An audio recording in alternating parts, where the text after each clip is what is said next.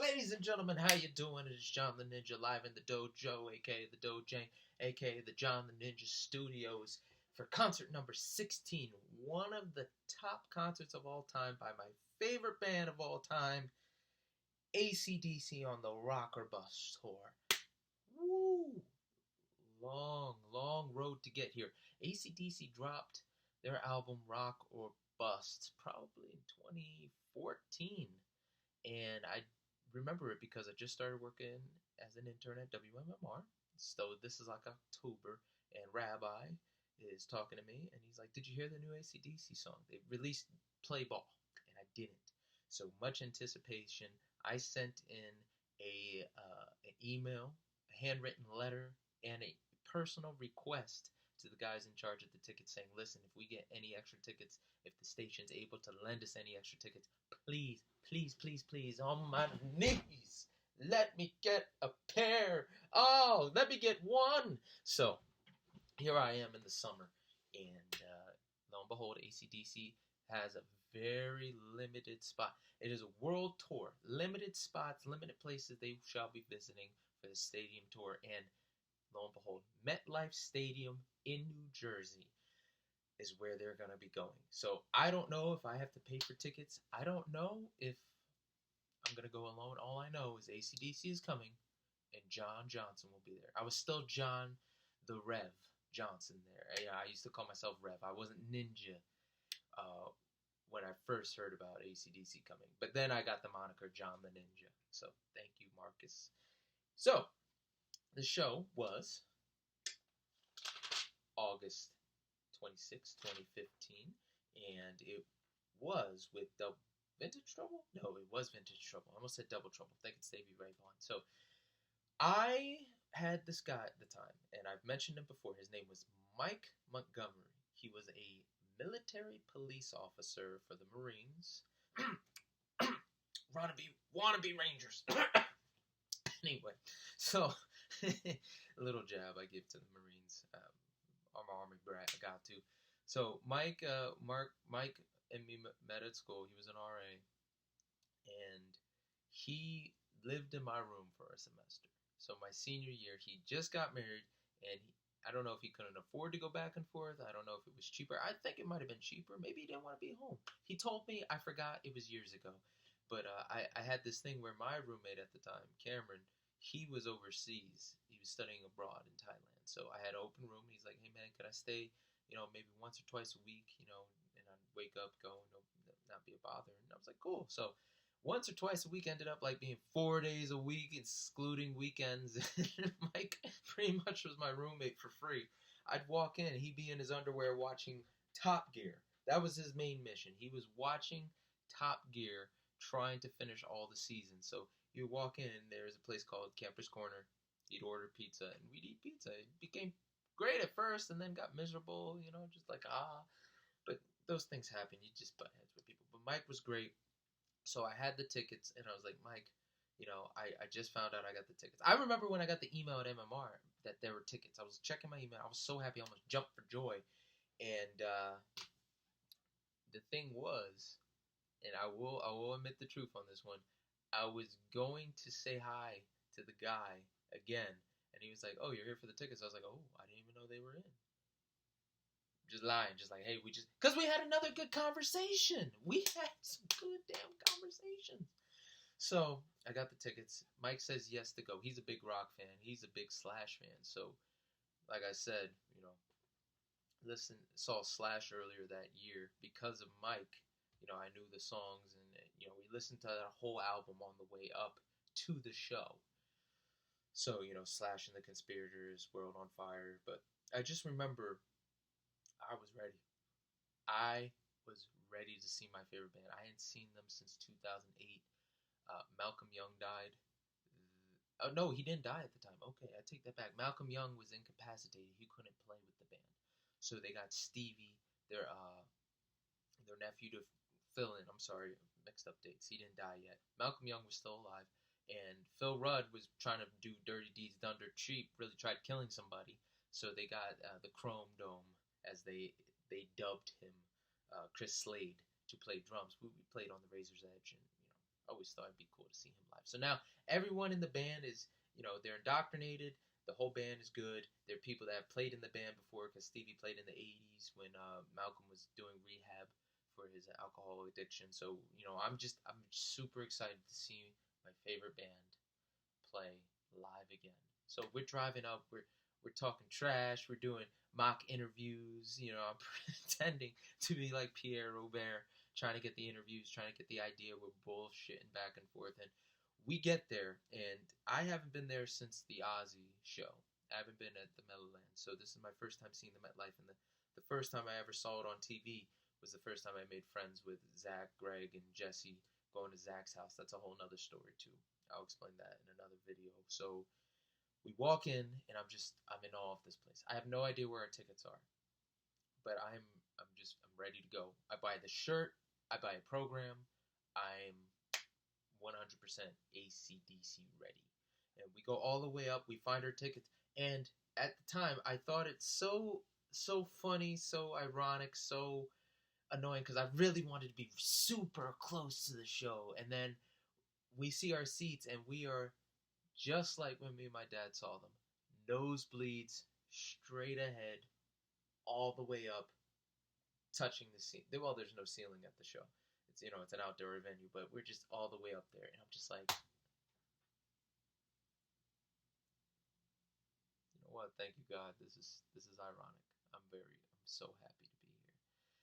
And I couldn't smile. I couldn't help but smile. Like, what are the chances? So, I was ready. I was ready. We talked to some security guards. There was a black security guard there. She was so cool, but she was a big AC/DC fan too. We were going back and forth, and we were just ready to go. So I remember Vintage Trouble came out, and me and Mike were talking. Mike he's a music expert, not just theory wise, but he gets the idea behind concerts. Gets the idea behind setting up the stage and doing the audio and making sure the board's good, making sure that all the equipment's working. And he was explaining different things like, yeah, because we're so far, they're testing to see, if we'll hear it correctly because the sound has to travel to us. So you'll see the band, doing this, but, you're hearing something totally different. You're hearing the crash when you see the guy doing this. You can, they're just making sure it's good. It's, just little details like that.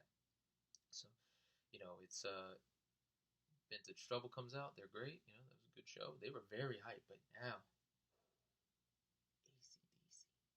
And this is one of the few shows where I totally immersed myself in the rock. I was playing with AC/DC. I didn't have a physical guitar. I didn't have the drumsticks I'm always playing and bashing, but I guarantee you, this was me the whole time, playing the whole fucking show. Or maybe like my little Malcolm Young little tribute, because it looks good on guitar, but when you're just like this in the stands, just being a jackass, but I immersed myself in that. Every song they played, I was singing it with them. I was singing Rock or Bust, Shoot to Thrill. They played Sin City. I never got to see Sin City live. I was so happy to see Sin City. They played Shot Down in Flames. That is my fucking theme song from high school. Actually, middle school, too. I had on a lot of girls, and I didn't get that many numbers. Yeah, I didn't start getting play until after college, sadly enough. Something about not being a good enough Christian. But nonetheless, I was so into that show, and every note. I just remembered growing up, hearing the music, playing the music, and one takeaway, the one song that night, I hear Shook Me All Night Long all the time. They play it all the time on the radio. They play it to death. I try not to play that song, but when I heard that song, I think I was just transported to a time where I was just happy when you're young and in love and you have your butterflies, and I just remember singing that song and in my head just dedicating it to all the loves in my life at the time. If a couple years now, if I ever hear that song live again, there's definitely another love or two I'm gonna sing that song to. But I dedicated to all of them, even the girlfriends I had a bad breakup with, any of the girls I might have upset and hurt maybe. Just I remember I was singing that song and just enjoying the moment, enjoying life itself, and God, was it great. And just seeing Let There Be Rock, and TNT, of course, was my favorite song. It's my favorite AC/DC song. So doing the oi, oi, and I think I perfected the ability to play the song at the same time because they're on different times. So if you're playing TNT, it's like it's incredibly difficult to say oi. Actually, I haven't tried it in a while. Let me try it right now. Oi, oi, oi, oi, oi, oi, oi, oi, oi, oi, oi, oi. Okay, I got it.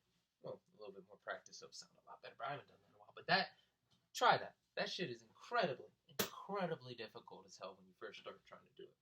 So, they played Let There Be Rock. For those about the rock, just totally a great show. The music was great. The fans were great.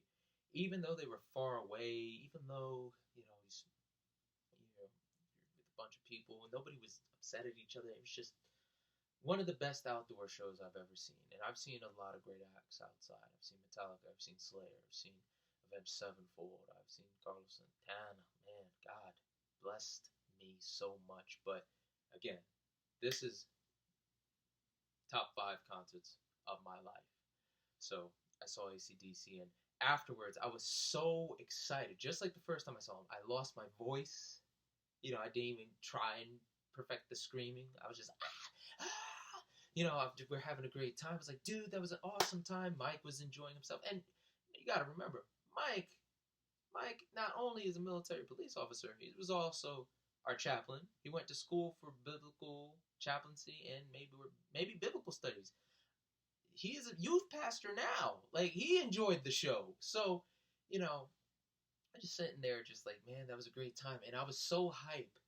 I was like, yo, I have to interview somebody. I have to, pretend to be from MMR. So against probably everyone's wishes that finds out that still works there, I guess that's a sign.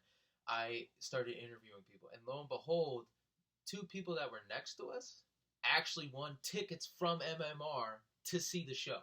So I'm interviewing them. I'm like, yeah, 93.3 WMMR, John the Ninja. What's your name? And listening to it now, I can hear how green and terrible I was at it. Just the sheer excitement and cringeworthiness. A lot of people that listen to it, that don't know anything about the radio, are just like, oh, it sounded fine. And then, the people that do know, it's like, oh God, ugh. And then the second one, I hear the mimicking of Pierre Robert. Just, I didn't know how to be fun or off the cuff or anything like that, so I was just mimicking him. But nonetheless, we had a great time. We're driving on the way back, and Mike calls, Jackie Bam Bam, who's on at that hour, tells him about the show. I even saved the phone call for him and sent it to him in an email. And, just a lovely time. Totally immersed myself in the rock. Let me see something. I'm trying to see. Ran before. Oh, you know what's funny? I actually got a lot of shit from the cross country team for this show because I knew about the show at the beginning of the season. What day was this show?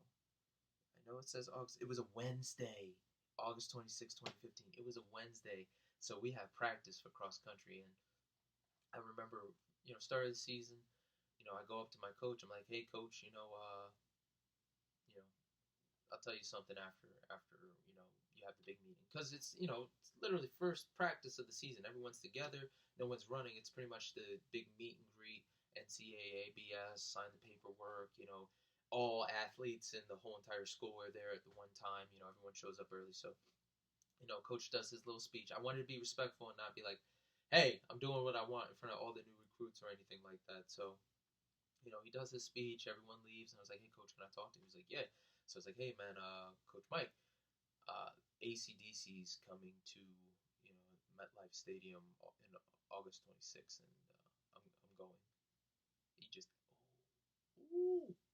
As respectful as I tried to say that, he was not a happy camper. His face went from, all right, I'm going to play that game. Now, his reasoning for not being happy with me stems back from my freshman year when at least 5 kids cut practice without telling coach why and went to go see Switchfoot in Philadelphia. I was not one of those kids. But when he found out, he was super pissed. So he took it as in, hey, F this team, F you guys, I'm going. And I meant like, hey, coach, like, this is my favorite band, I gotta go. So he was pretty pissed at me at the time. And I had another show to do that to him about.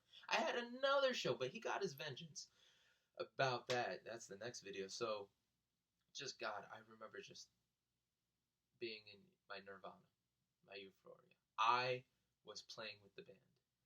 AC/DC, Metallica, Iron Maiden, shows like that, I was in the band.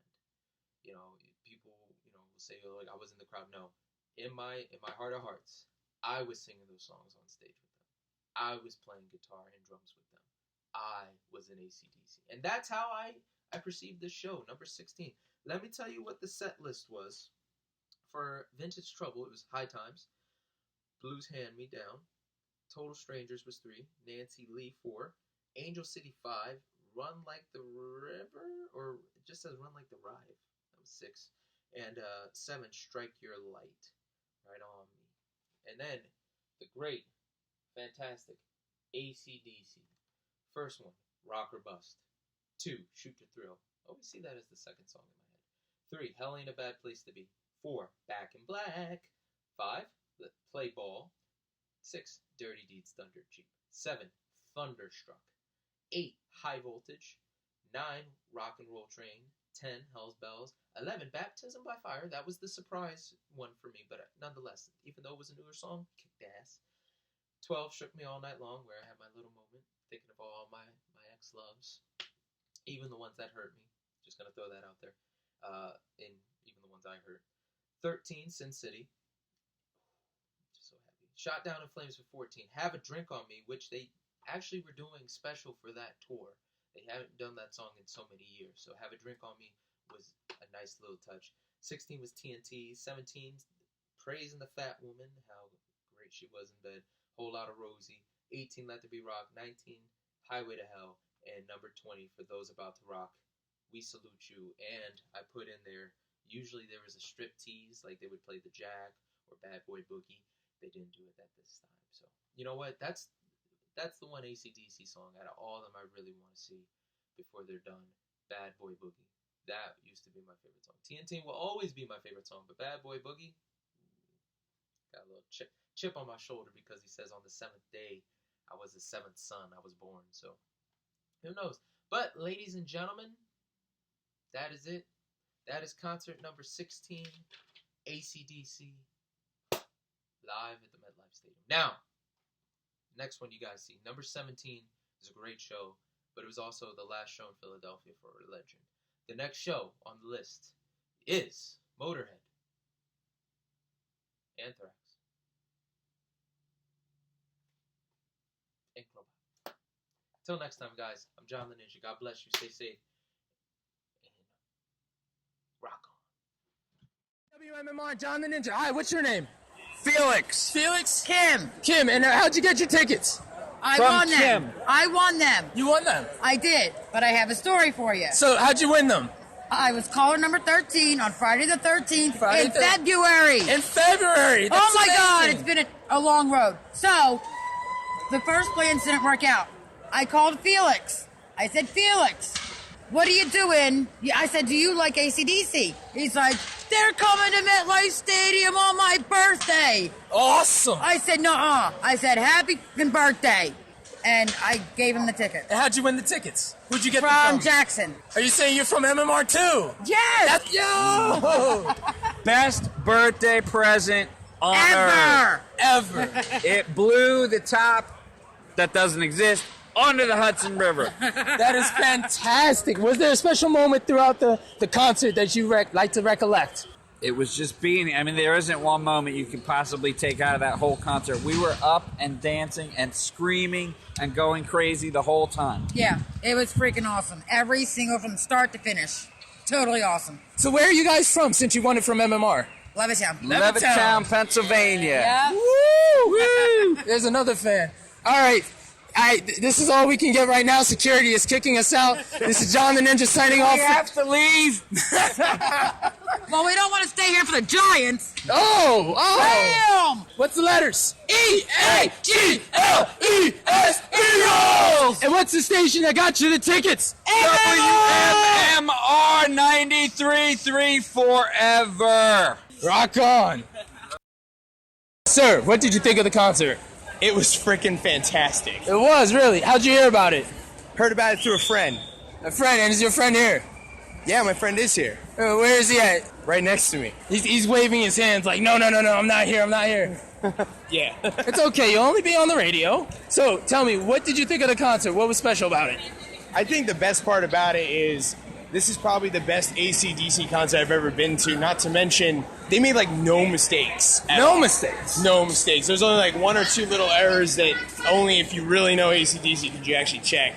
But most of it was just technical stuff. But other than that, it was great. It was fantastic. Was there a specific song you liked? It's very hard to choose one. If I had to choose one, I'm guessing you're making me choose one, I'd probably have to go with Highway to Hell. It's a classic. The whole place exploded as soon as that happened.